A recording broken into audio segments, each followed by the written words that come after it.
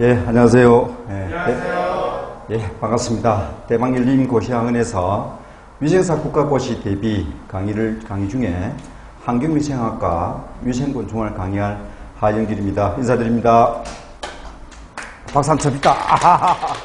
예, 맞습니다. 지금 처음이 중요한 사항인데, 여러분같이, 저도 여러분같이 위생사 수험을 거쳐서 79년도가 제1회였어요. 지금 현재 36년이 지난 시간인데 제가 79년도에 1회 위생사 면허자예요. 이런 같은 수업을 했고 같은 공부를 해서 동병상련이라고 합니까?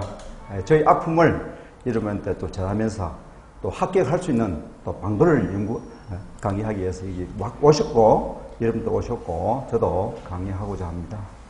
아무튼 우리가 이 위생사 시험이란 자체가 우리가 알다시피 공중보건학을 전공했던 공중보건학의 기본서를 중심으로 더욱 구체적인 시험 과목이 되기 때문에 여러분도 다소 어려운 과목은 아닐 것 같습니다. 다만 환경위생이나 위생곤충학은 좀 국소적인 부분에서 공중보건을 했지만은 그것을 좀 더 확대하고 세심하게 분석해서 여러분에게 전달하고자 합니다. 아무튼 여러분의 위생사 시험에 응시하게 되고 관심을 줘서 제1회 위생사의 선배로서 대단히 환영하고 감사하게 생각합니다. 위생사는 여러분 아시다시피 필기시험과 실기시험이 있겠죠. 제가 위생사의 그 전체적인 개요를 설명하면서 강의를 시작하고자 합니다. 먼저 위생사라는 자체가 국가시험입니다. 국가보건복지부 장관이 지정하는 면허시험으로서 1년에 한 번 있는 사항입니다. 올해는 11월 30일 예정되어 있습니다.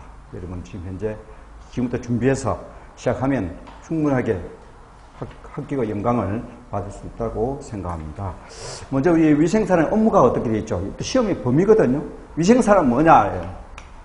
위생사의 업무 처음에 음료수 처리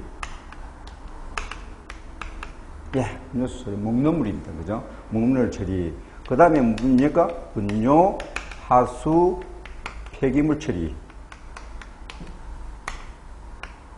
그 다음에 공중업소, 공중위생업소, 위생용품 관리.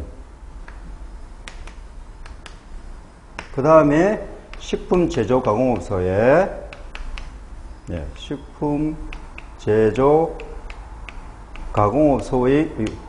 가공업소의 위생관리. 그 다음에 또 뭐 있죠? 위생곤충과 지의 방제, 즉 방역 업무예요. 그 다음에 구체적으로 나온 것이 소독과 근로자의 보건관리. 여기 시험에 딱 나와 있어요. 위생사의 업무에 해당되지 않는 것은 할 수 있는 문제예요. 그죠? 우리가 이 6가지의 항목을, 내용을 국민의 생명과 생명과 신체 발육에 재장을 주는 행위를 제외하거나 또 해치거나 해치지 않도록 하는 것을 우리가 업무로 하고 있습니다. 어떻게 보면 보건, 위생 전문 관리자예요. 보건, 위생 전문 관리자예요. 어디서? 먹는 물 처리, 먹는 샘물이든 먹는 물에 대해서, 또 분뇨나 하수나 폐기물 처리에 대해서, 공중위생업소나 위생관리 용품 관리에 대해서, 또한 식품제조가공업소에서 위생관리자로서의 역할을 할 때, 또한 위생곤충이나 지의 방제, 즉 방역 업무에 속한 겁니다. 자, 그 다음에 소독과 근로자의 보건관리를 위해서 우리는 보건위생 전문관리를 도모할 수 있는 전문 매니저예요. 이렇게 하면서 우리는 또 어떻게 합니까? 이 공무원 시험에도 가점이 있어요. 공무원이 되면 이 업무를 다 할 수 있습니다. 이 보건소에서 하는 일, 우리 환경부서에서 하는 일, 공중위생업소에서 하는 일, 식품가공원에서 하는 일. 우리 식품의약품 안전처가 있죠. 거기서도 근무할 수 있습니다. 그러니까 공무원에서 할 일 중에서 우리가 이 전문적인 보건위생 전문 관리자로서의 역할을 할 수 있다는 겁니다. 특히 이제 공무원 시험에는 가산점이 부여되거든요. 또한 공무원 특채할 경우에는 위생사 매너를 가진 자 중에서 시험 칠 수 있는 또 이런 되고요. 특히 여러분 또 대부분 이 영양사를 전공하신 분들은 영양사와 위생사를 겸비하면 뭡니까? 전문적인 보건위생관리자가 딱 되잖아요. 이런 관점에서 여러분이 그 시험에 응해 주시면 좋겠다. 이래 제가 전해드립니다. 자, 시험에는 어떤 게 있죠? 필기시험과 실기시험을 나누죠. 필기시험에는 5과목이죠. 그죠? 뭐가 있죠? 공중보건학, 환경위생학, 위생곤충, 위생법규, 또 뭐 있어요? 식품위생 있잖아요. 또 실기시험은 뭡니까? 위생곤충 실험, 환경위생 실험, 식품위생 실험. 그 막 나해서 우리 대박 열린 고시학에서는 이 문흥당 유생사라는 이 교재를 가지고 우리 훌륭한 교수님, 저하고 또 세 분이 여러분한테 합격의 영광을 드리고자 합니다. 좀 더 나아가서 우리 수험할 수 있는 팁을 보면 첫째는 기본에 충실해야 됩니다. 이 교재 내용을 보면 핵심 요약 정리를 다 해놨어요. 여러분이 학교에서 배웠던 그 챕터를 가지고 시험에 나올 수 있는 에센스를 다 만들어서 요약 정리를 해놨어요. 기본에 충실해야만이 시험 문제를 풀 수 있어요. 그래서 요약 정리, 제가 79년도부터 쭉 내려오는 시험 과정, 수험 과정을 분석해 보니까 이런 점은 꼭 공부해야 되겠다. 그래서 이 책에 담아두었어요.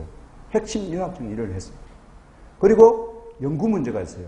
연구 문제는 기출 문제. 요즘 또 기출 문제를 또 우리 국가에서 공개하지 말라 해서.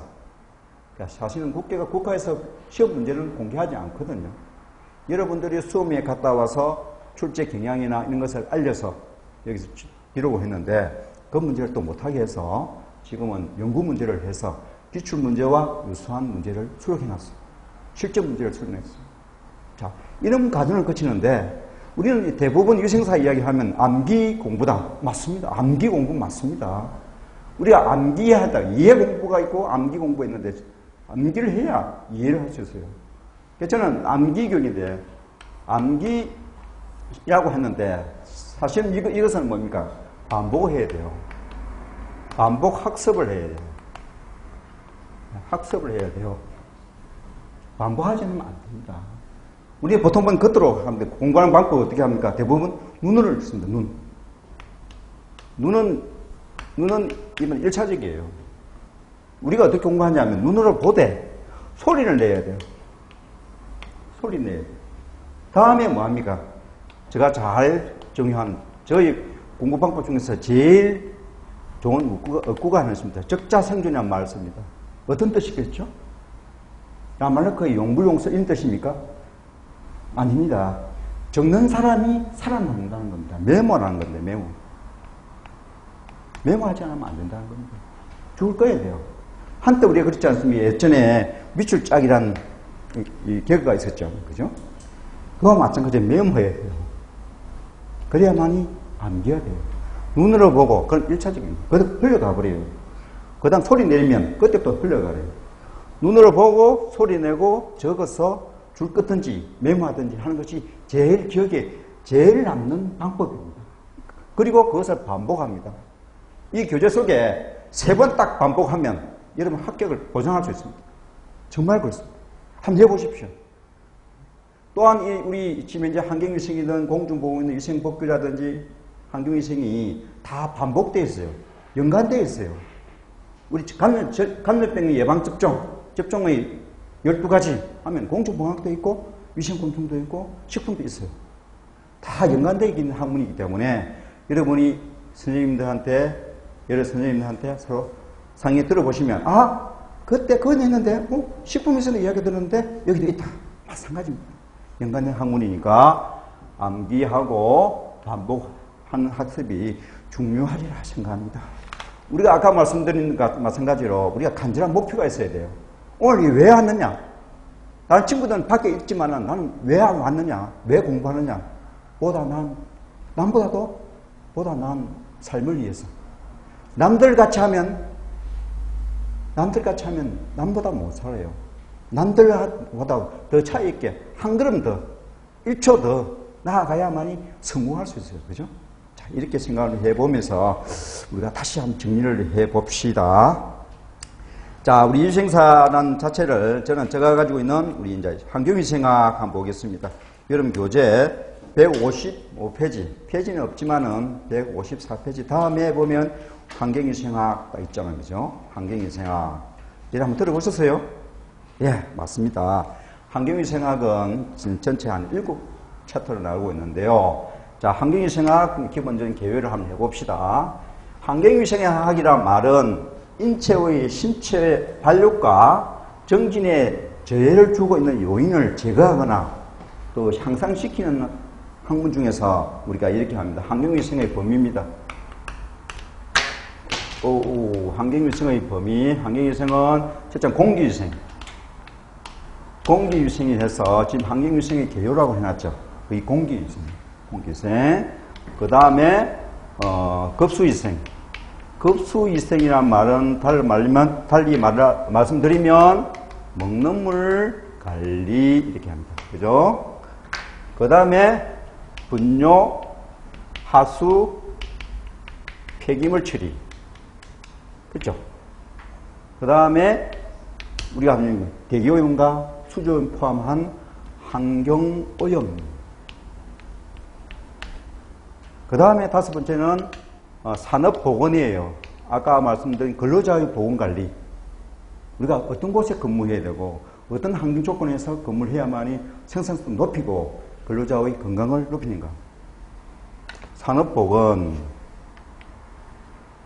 그 다음에 여섯 번째는 소독. 그 일곱 번째는 집합소위생이라 해서 우리가 수영장이라든지 목욕장이라든지 주택, 집을 어떤 곳을 구할 것인가. 이러면 살아가면 지금 현재 살고 있는 집이 내 신체와 인체의 신체의 발육과 정진에 의해서 도모되는 집인지, 그러니까 집을 구할 때 어떤 집이 좋은지, 어떤 아파트를 구할 때도 어떤 집이 제일 쉽게 말하면 로얄층인지 이것도 공부할 수 있는 집합소 있습니다. 자, 여기서 육식 문제예요. 육식 문제가 됩니다. 그래서 공기위생이 한 5문제, 급수위생이 10문제, 분뇨 폐기물이 15문제, 환경오염이 10문제, 산업보건이 10문제, 소독이 5문제, 집합소 위생 5문제 해서 총 60문제가. 자, 60문제를 우리가 거의 한 8주, 24시간 동안에 마무리할 겁니다. 일반적으로 이런 것이 지금 현재 필기의 부분이죠. 그죠? 필기죠. 요걸 바탕으로 실기시험은 한 18문제 정도 출제됩니다. 자, 이론과 실기는 이론을 바탕으로 해야 돼요. 이론이 되지 않으면 실기시험을 할 수 없어요.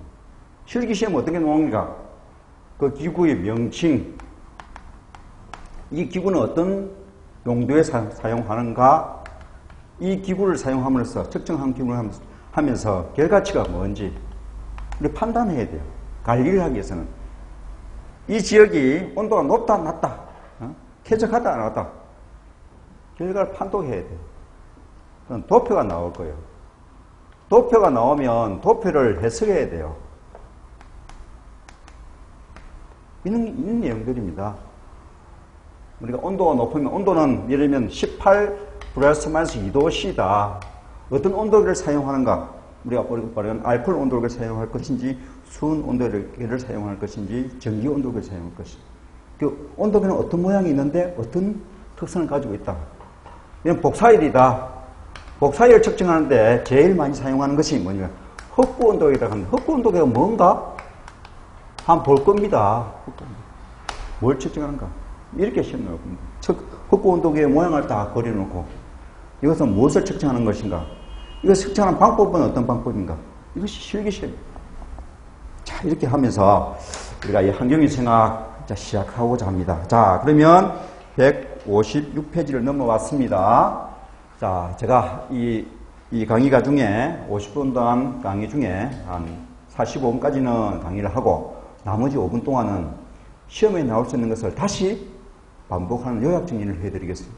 그때 다시 반복해서 설명해 보고 그 다음에 연구 문제 할 때는 서로 소리를 내야 돼요. 자기가 알고 있는 것은 그렇게 그렇다 소리 한번 내봅시다. 이거 누구하고 관계없어요. 우리가 내 자신이 중요해요. 그죠? 같이 공부를 해봅시다. 자, 156페이지를 넘어왔습니다. 자, 환경위생의 개요해서 어떻게 보면 환경위생의 기본 내용을 설명하고 있는데요. 여기는 공기위생이에요.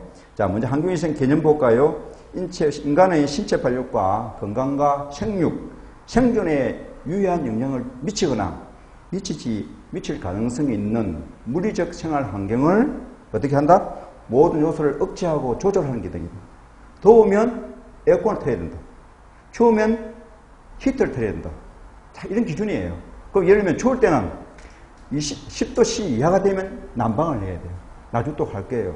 26도 이상이 되면 냉방을 해야 돼요.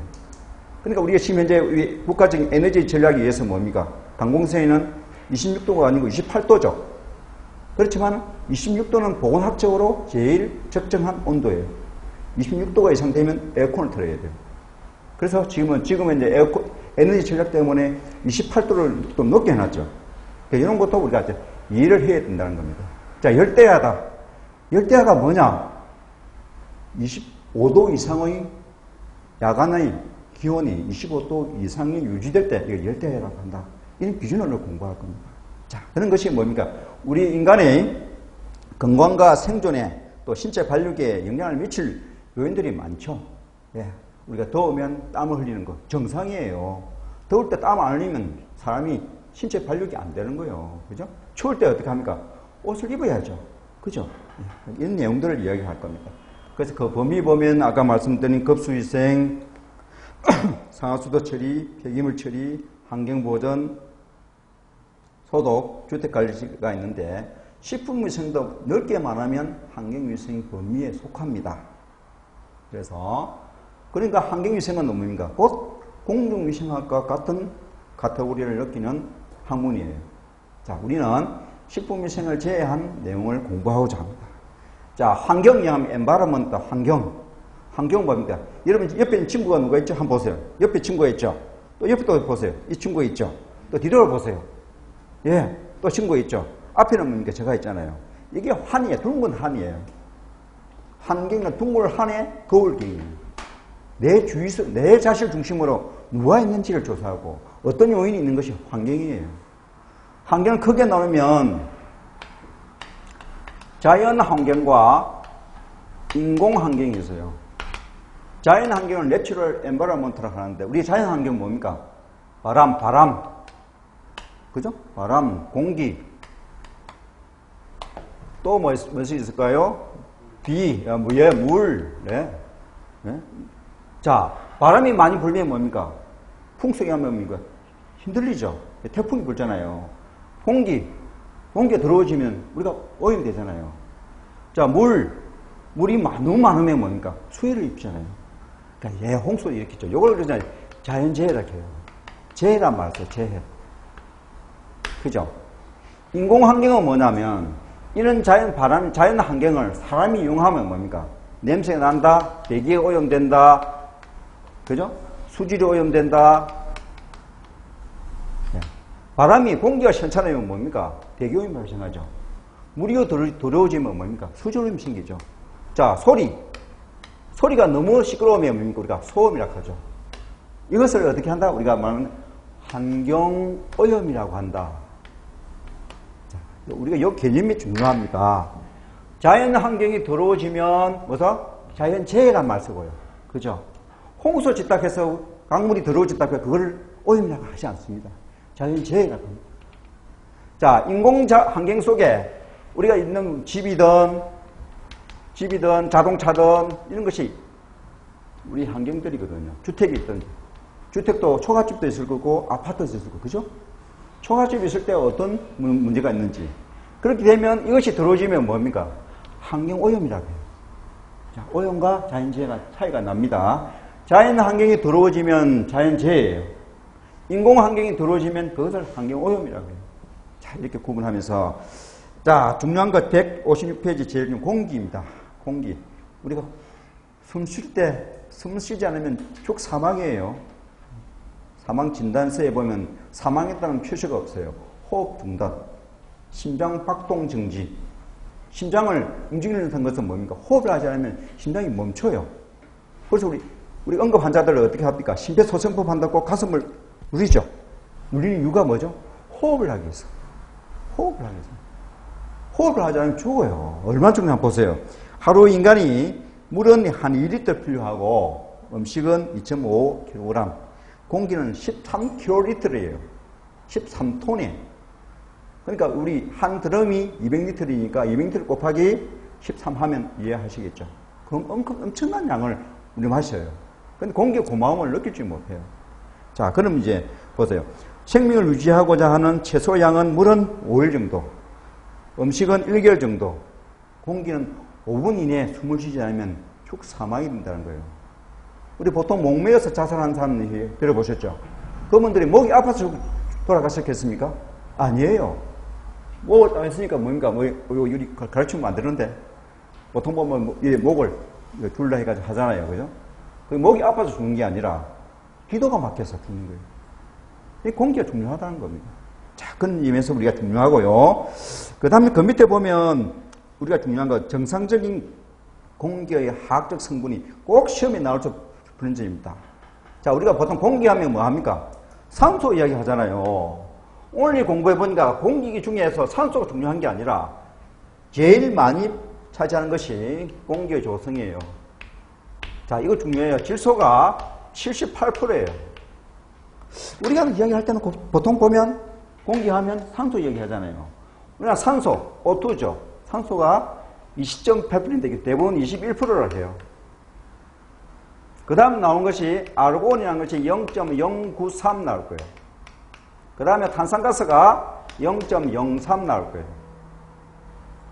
그 다음에 네온, 크리톤 이렇게 쭉 내려가는데 옛날 시험에는 우리 공기 중에서 제일 많이 차지하고 있는 것은 뭐냐라고 시험을 나누는데 지금 시험이 좀 약간 어려워졌어요.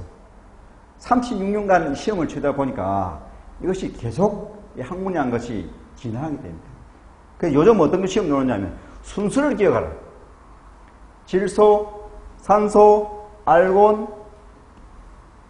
탄산가스. 탄산가스를 하면 이산화탄소를 탄산가스로 하죠. 자, 이거 꼭 기억해놔야 돼요. 순서 기억해놔야 돼요. 종전에는 아르곤에 대해서 별 신경이 안 썼거든요. 사실 인체에 미치는 영향이 별로 없거든요. 중요한 것은 산소와 탄산가스가 제일 중요해요. 인간은 그러니까 어떻게 합니까? 동물은 산소를 들여 마시고 식물은 산소를 들여 마시고 탄산가스를 배출한다. 그죠? 식물은 다른 말로 탄산가스를 먹고 산소를 내뿜는다. 그게 탄소 동화작용이잖아요. 그죠? 그렇기 때문에 숲이 많은 곳에 가면 공기가 시원하다, 깨끗하다, 클린하다 하잖아요. 그죠? 그거 마찬가지예요. 산소를 좋아하는 것은 동물이에요, 동물. 동물이라고 하니까 인간도 동물이죠. 예, 사람은 산소를 먹고 탄산가스를 배출해요. 딱, 식물은 뭡니까? 식물은 탄산가스를 먹고 산소를 배출해요. 이렇게 맞겠죠? 배출하는 거. 이렇게. 그렇기 때문에 이것이 탄소 동화작용인데요. 자, 나중에 구체적인 설명을 또 드릴 거예요. 중요한 건 공기의 조성은 질소가 78%, 산소가 21%, 아르곤이 0.093%, 탄산가스가 0.03인데 이 순서 기억해 주시면 좋을 것 같아요. 자, 그 중에 제일 많은 양을 차지하고 있는 질소 볼까요? 구성비 78.1%를 하는데 대부분 한 78% 정도 하시면 될 것 같습니다. 공기 중에서 가장 많이 분포하고 있고요. 이러한 질소는 세 가지 모양으로 고온연소시란 말은, 고온연소란 말은 태울 때, 물체가 탈 때 많이 발생한다 하는, 어떤 물체가 발생하는지 157페이지 제일 위에 있어요. 일산화질소 NO 해보세요. NO는 무취하고 수용성이라는 건 물에 잘 녹지만은 헤모글로빈, 우리 혈색소예요.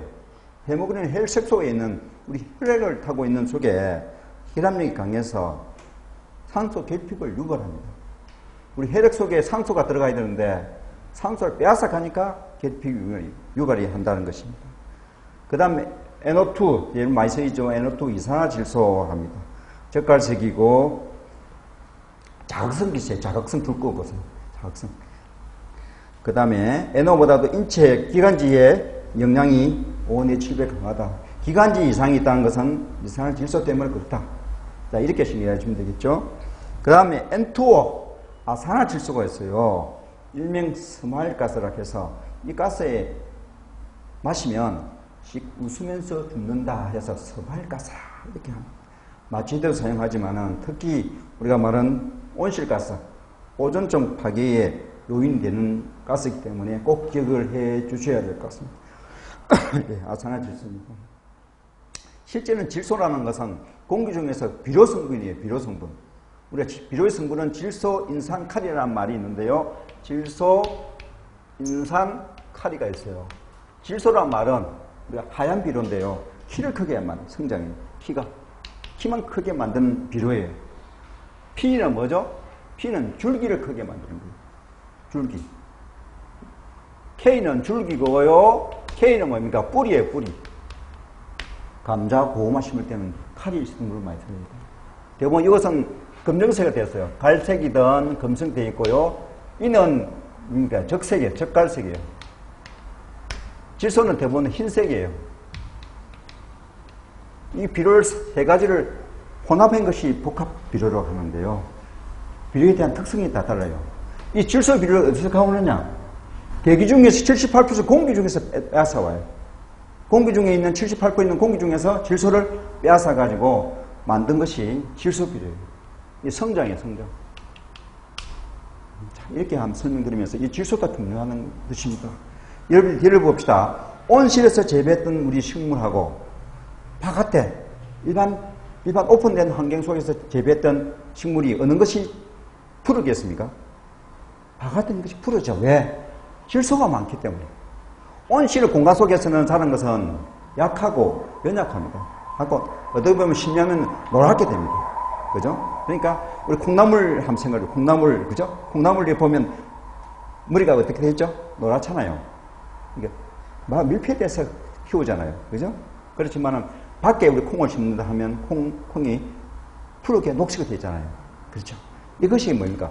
우리 대기 속에서는 비료 성분이 있다는 것을 설명할 수 있어요. 그죠? 예, 질소가 중요합니다. 자, 그러면 질소가 있기는 있는데 질소 때문에 발생할 수 있는 우리 신체의 발육기와 청균에 문제가 되는 질병이 뭐냐 하는 다음 자만병이라고 해요. 다른 말로 게이슨씨가 발견됐다고 해서 게이슨병이라고 해요. 자, 볼까요? 급격한 기압 강화로 잠수병의 발생 기전이 되는데 어떻게 되는가 하면 체내에서 혈액 속에 질소가스가 디프로 형성해서 혈관을 막아요. 그래서 혈전 현상을 생기기 때문에 마비 증상을 일으켜요. 보세요. 질소가스가 기포를 형성해서 모세혈관의 혈전 현상, 피가 굳어지는 현상을 어떻게 한다?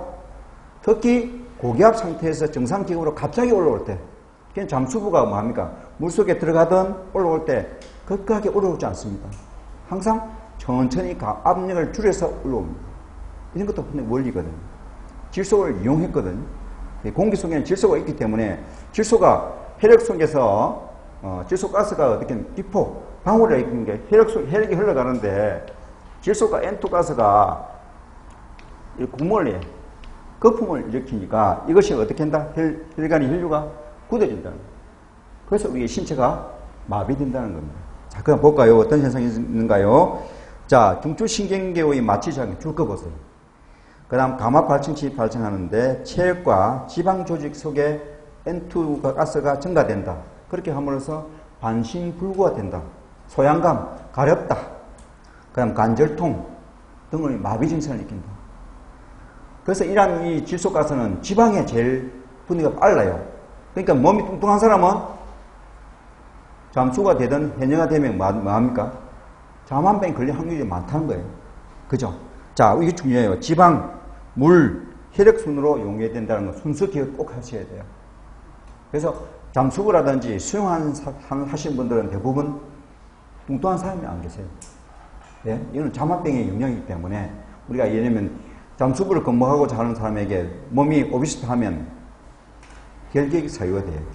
가급적이면 지방 성분이 없는 사람이 좋다. 자, 그 다음에 어떤 사람이 제일 걸리는 작업적 환경이 있는지 쭉 중요해요.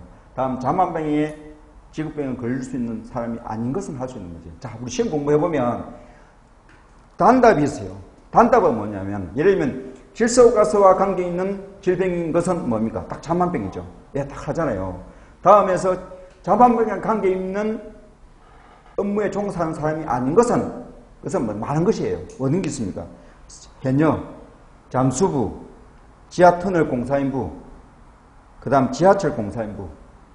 이게 지금 왜 그러냐면, 우리 수중에서 있다가 10m 내려가면 갈수록 기압이 1기압씩 증가돼요. 예를 들면 높은 산 올라가면 어떻게 합니까? 산을 올라가다가 고개를 가면 귀가 어떻게 되죠? 찡하죠? 그 기압 때문에 그래요. 그때 제일 좋은 방법. 힘을 삼긴다. 힘을 삼긴다. 기압이에요.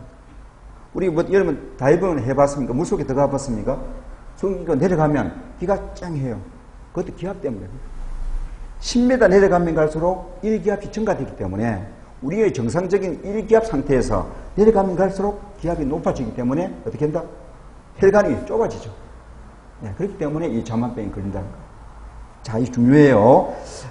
우리가 이건 시험 자주 나오는 문제예요. 잠만병에 관계 깊은 질병에 종사하는 것이 아닌 것은 있는 것이 뭐죠? 해녀, 잠수부, 지하터널 공사인부.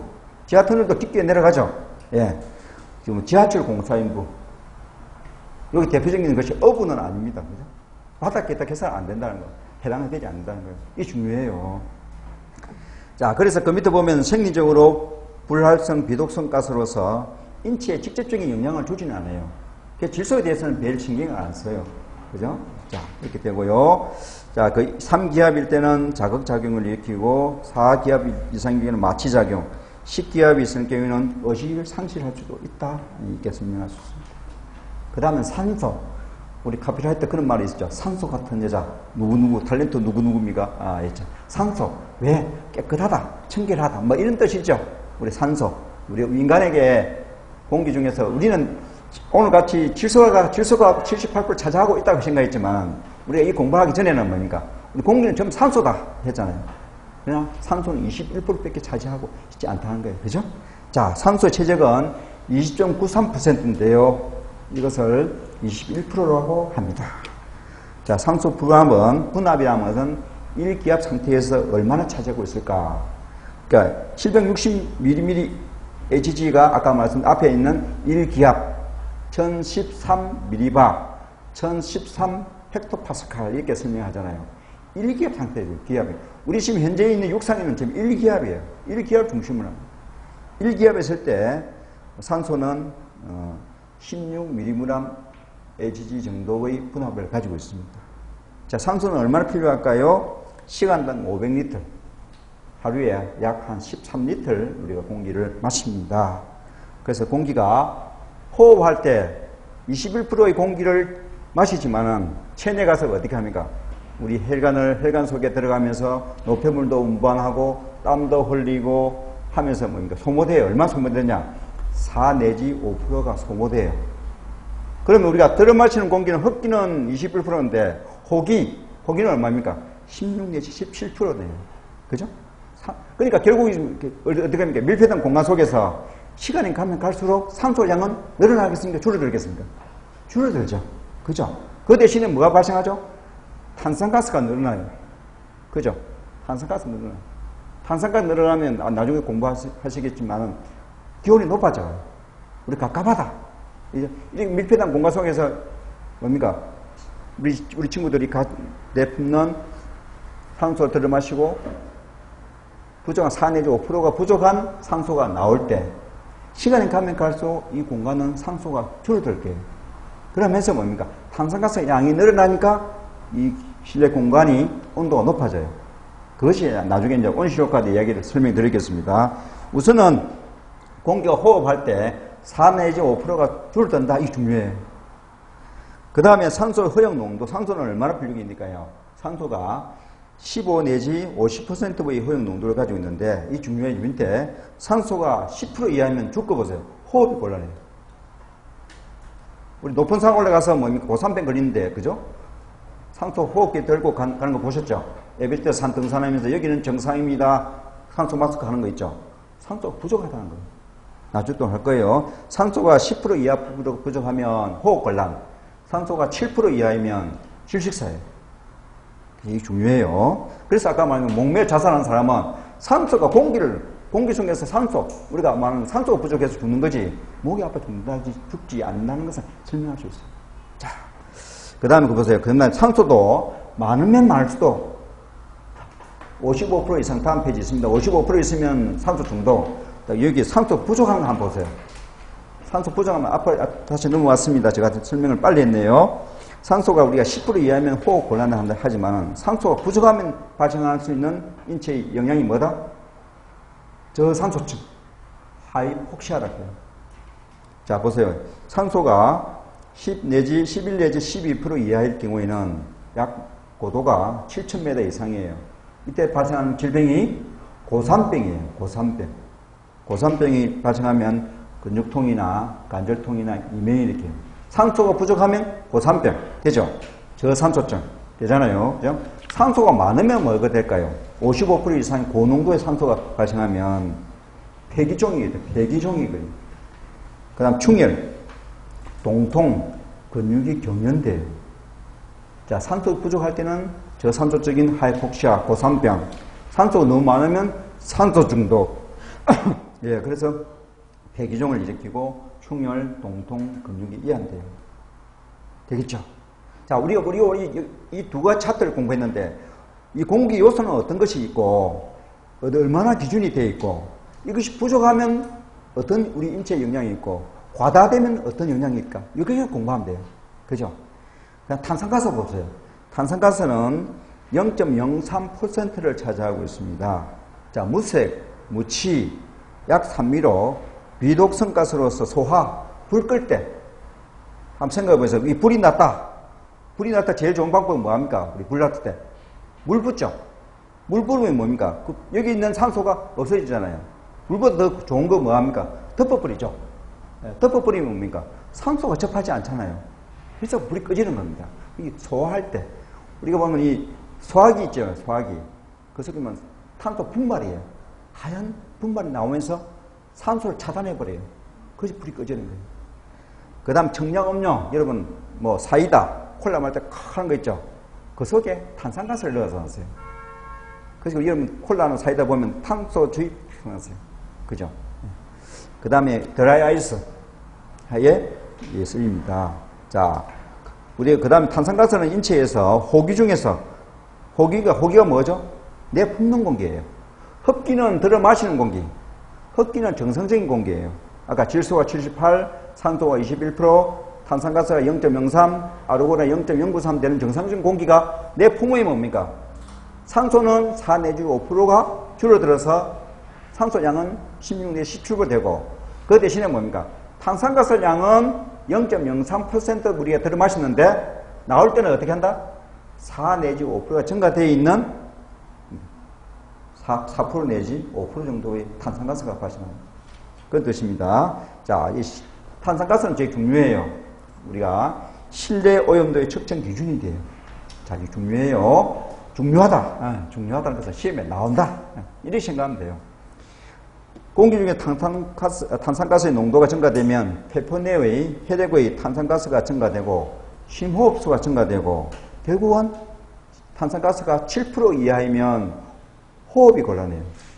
자, 바뀌어졌죠? 아까 산소는 10% 이하이면 호흡 곤란이었죠. 탄산가스는 7% 이하이면 호흡 곤란이에요. 자, 탄산가스가 10%가 초과되면, 이상이 되면 질식사를 일으켜요. 질식사. 아까 말씀드린 내용과 다르죠? 각각 반대 사항이죠? 헷갈리면 안 되겠습니다. 그러니까 산소는 많으면 많을수록 괜찮고 좋고, 탄산가스 양은 적으면 적을수록, 많으면 많을수록 안 된다는 겁니다. 그죠? 그래서 실내 공기의 서한도 실내 공기의 지표다라는 거. 이 기준이 얼마냐면 0.1%예요. 0.1%를 ppm 단위로 나누면 1000ppm이에요.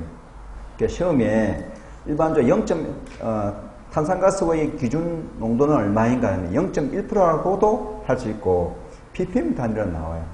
0.1%는 1000ppm이에요. 그래서 실내 공기의 오염 지표를 사용해요.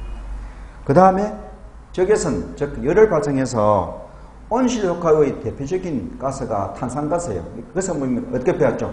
탄소세를 부과해야 된다 하잖아요. 그죠? 우리 지구 기후 변화 효과에 의해서 탄소가 많이 발생한 자동차라든지 가스라든지 공장에서는 더 많이 탄소세를 내야 된다. 이렇게 설명하잖아요. 그죠?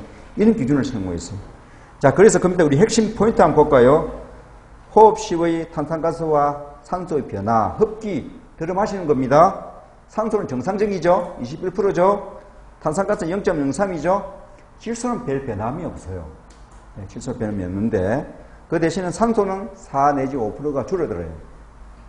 그 다음, 호기, 내 품는 공기는 산소가 16.44, 4 내지 5% 줄어들었죠? 그 대신 탄산가스는 3.83이니까 4% 이상 증가됐어요. 이에 반면에 질소는 변함이 없어요. 그러니까 결국은 우리의 인체의 발육에는 뭐가 필요합니까? 산소가 탄산가스만 딱 기준이에요. 그렇죠? 동물이나 식물도 마찬가지예요. 그죠? 산소와 탄산가스의 요인들이에요. 자, 그럼 일산화탄소 볼까요? CO 합니다. 일산화탄소, 무색 무취, 부작용인데 공기보다 가벼운 기체예요. 대부분 이들 옛날에는 연탄가스였는데, 연탄가스. 지금은 연료가 개선되어서 연탄가스를 하지만, 옛날에는 요즘 또 자살하는 방법 중에서 석가탄, 착가탄 가지고 하는 거 있죠? 이 가스예요, 이 가스. 일산화탄소. 이것은 물체가 불완전 연소에서 발생하는 불완전 연소. 연소하다 하는 거. 여러분, 알코올에 램프했을 때는 연기가 안 나죠? 일반적으로 일반 기름 같은 경우는 태우면 어떻게 하니? 거름 생기죠? 그게 불완전 연소한다. 불완전 연소에서 발생하는 가스가 일산화탄소예요. 그 보세요. 자동차 배출가스라든지 불완전 연소 타기 시작할 때와 꺼지기 시작할 때 이 가스가 나온다는 거예요. 그래서 보시면 목탄에는 4 내지 13%. 이런 담배 피우지 않았습니까? 담배 연기 속에는 뭐합니까? 0.5 내지 1.5%가 들어가 있어요. 그 담배 빨 당기면 뭐합니까? 머리가 띵하죠. 그 원인이 뭡니까? 그 일산탄소가 우리 혈액 속에 들어가서 산소를 빼앗아 가기 때문에 그것이 띵한 거예요. 머리 아프다는 거예요. 자, 그 다음부터 세 번째 볼까요? 헤모글로빈이라는 게 있어요. 헤모글로빈이 말하는 것은 동물의 혈색소예요. 헤모글로빈 색깔이 어떤 색깔일까요? 예, 적색이에요. 그죠? 우리 다음은 이제 우리 위생곤충 공부할 건데, 곤충은 담록색이 있고, 항색이 있고, 무색이 있어요. 또 곤충은 피가 빨갛지는 않아요.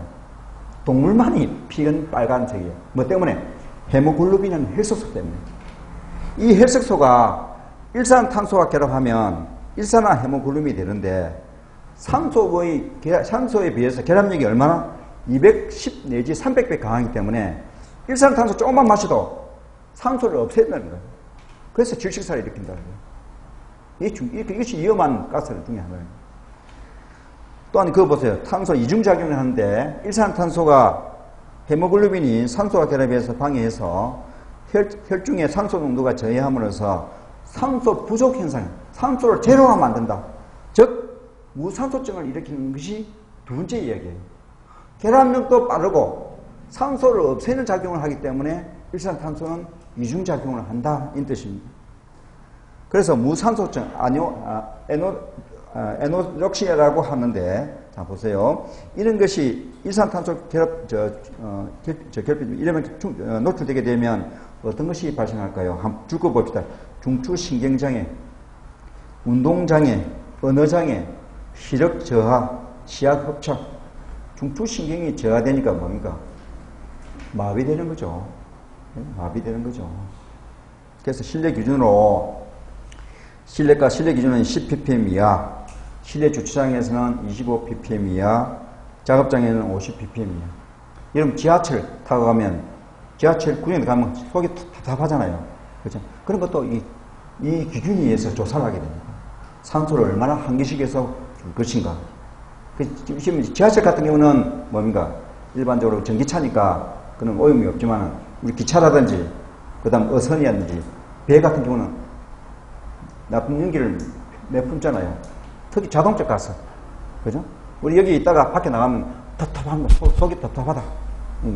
저는 지방에서 왔지만은 서울 딱 오면 공기부터 달라. 그것이 지금 이제 자동차 오염의 대표적인 것이 일산탄소예요. 그런 날 있었잖아요. 지하 주차장에 시동을 건 채 아이들이 있었는데 밀폐된 지하 공간 속에서 아이들이 뭡니까? 뭣도 모르고 죽었다. 그 원인이 뭐냐? 자동차 배출가스에 나오는 일산탄소 때문에. 이게 중요한 거예요. 일산탄소. 자, 다음 볼까요? 그 다음 앙상가스란 말을 있습니다. 앙상가스. 앙상가스는 자극성이에요. 자극성과 점막과 자극을 염증을 일으키는데 이 가스에 뭐냐면 흉통, 호흡이 곤란해요. 이건 대부분 그 제조공장, 황을 사용하는 것, 석탄을 사용하는 것, 석유를 사용하는 공장에서 나중에 항공오염 시간에 하겠습니다만 이 중요한 것은 이거는 대기오염의 지표예요. 아까 실내 공기오염 지표가 뭐라 했죠? 탄산가스. 예, 탄산가스. 대기오염의 지표는 앙상가스예요.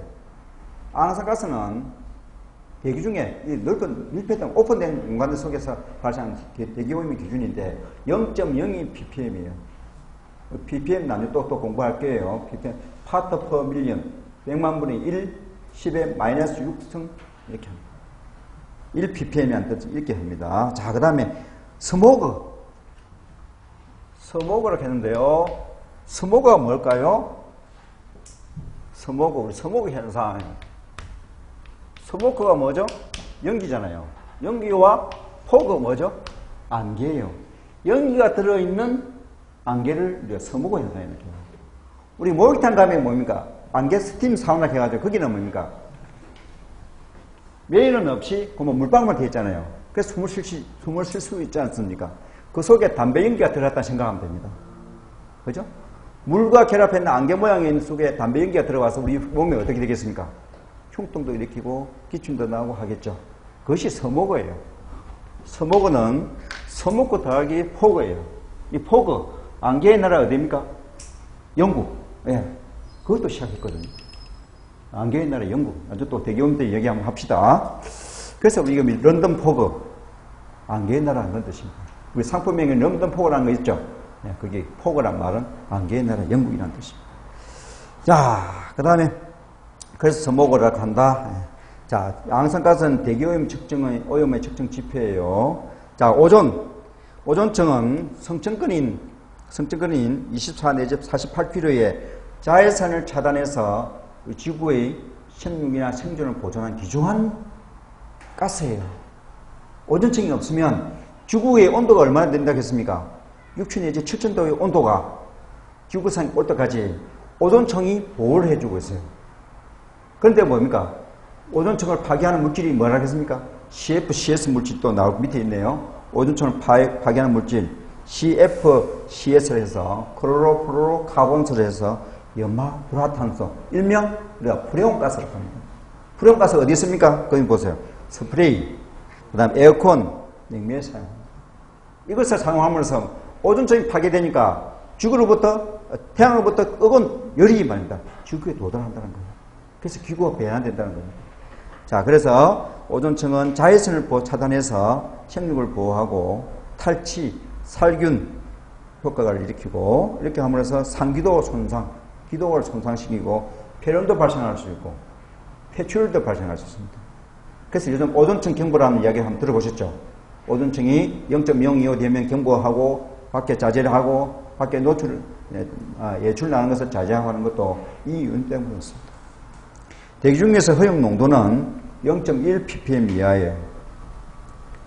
자, 그 다음에 오존층을 파괴하는 물질 꼭 기억해 주셔야 돼요.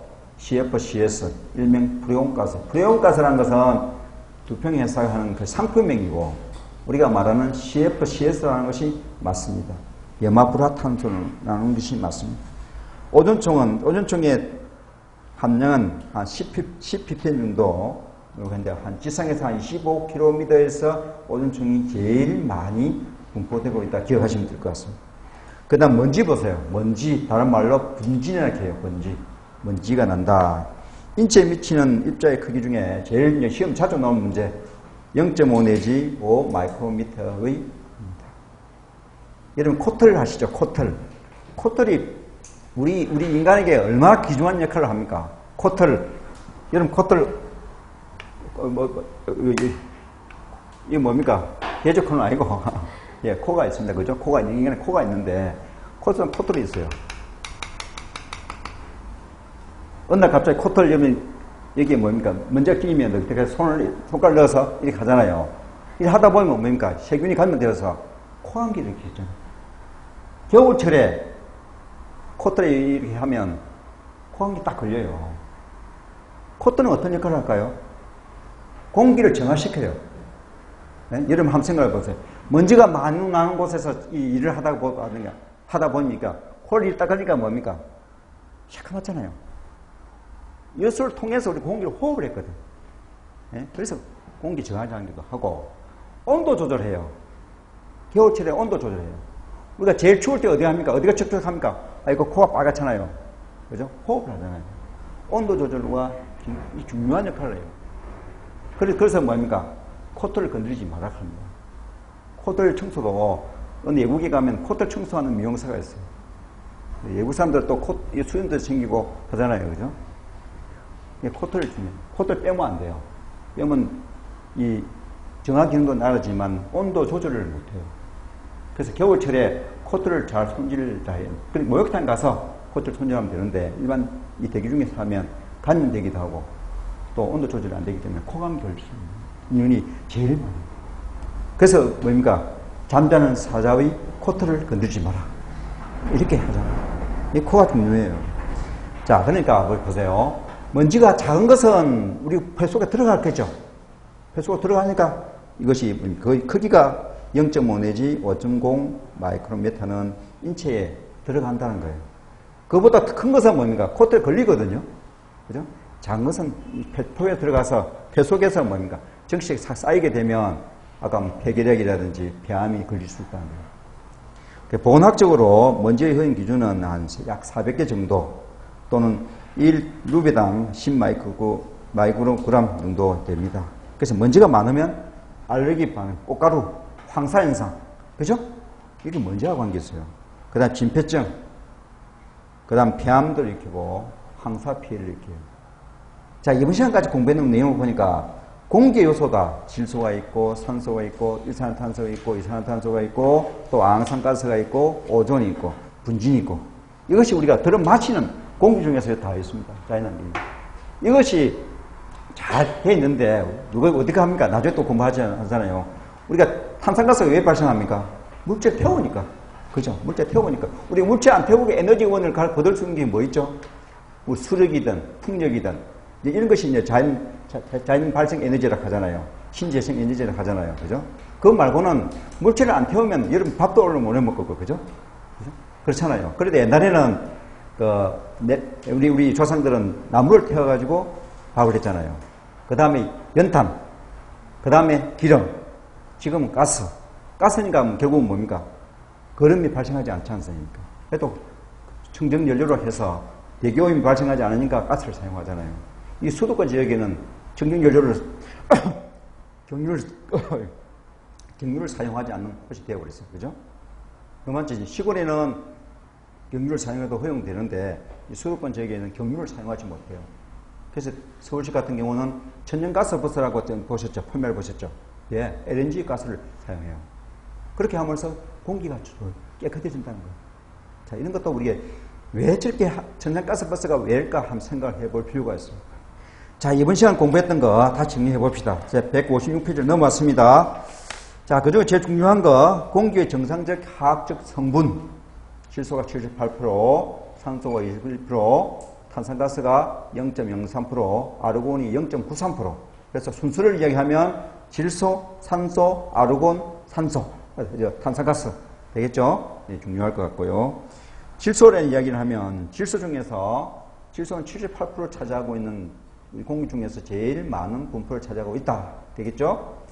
그 다음에 고온요소시 발생하는데 세 가지 딴 모양으로 되는 건데 일산화질소 우리가 호흡작용에 산소 결핍 유발이 더 심하다. 그 다음 NO2 이산화질소는 인체의 기관지 영향이 더 크다. 자극성을 나타내는 가스다. 그 다음에 N2O 산화질소는 마취제나 온실가스나 오존층을 파괴하는 섬활가스가 이렇게 설명했고 질소가스와 관계 있는 질병은 쾌선병, 또 자만병.